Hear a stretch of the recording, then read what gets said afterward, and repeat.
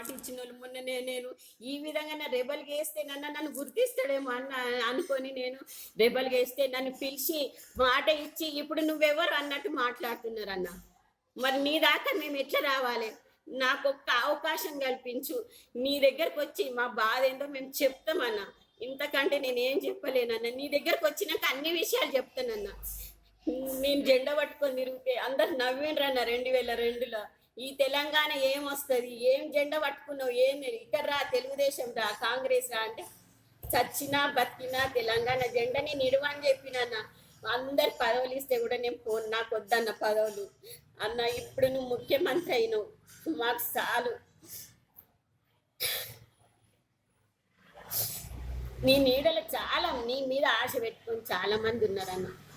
నువ్వు ఒక మీటింగ్ పెట్టు మా ఉద్యమకారులు, మా 2002 నుంచి పని చేసిన వాళ్ళకు. నేను ఉద్యమమే కాదన్న, ఎలక్షన్ల ప్రజల బస్తీ ఎట్లా బాగుపడాలి అవన్నీ తెలుసు అన్న. నేను ఎలక్షన్లో నిలబడ్డా లేసి ఉద్యమంలో పాల్గొన్నా. నువ్వు మాకు ఒక అవకాశం ఇయ్యన్న. తెలంగాణ భవన్లో మా అందరికి మీటింగ్ పెట్టన్న. మేమందరం వస్తామన్న. మా ఉసురు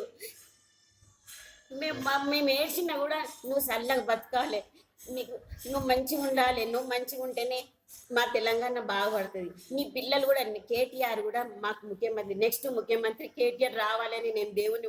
నీ కుటుంబం మంచిగా ఉండాలి, నీ కుటుంబం మంచిగా ఉంటేనే తెలంగాణ మంచిగా ఉంటుందన్న. లేదా నాశనం అయిపోతుందన్న. నువ్వు లేకపోతే నాశనం అయిపోతుంది.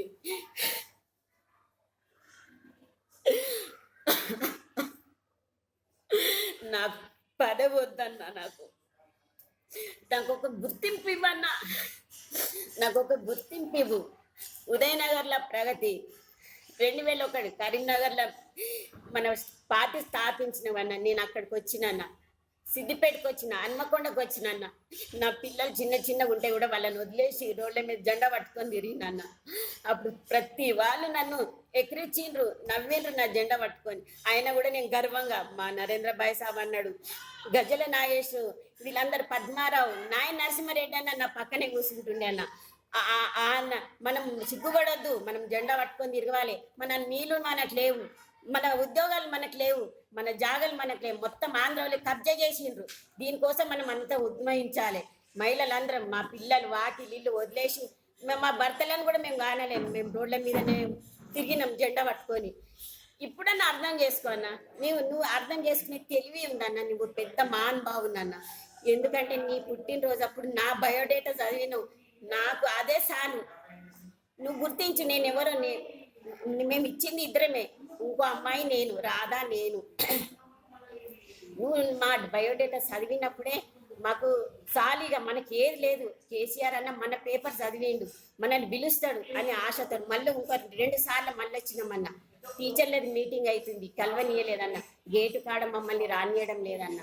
మాకు ఒక మీటింగ్ పెట్టి మాకు ఒక అవకాశం ఇయ్యన్న. ఇంతకంటే నేను ఎక్కువ ఏం చెప్పలేనన్న. నీ దండం పెడతా. జై తెలంగాణ, జై జై తెలంగాణ.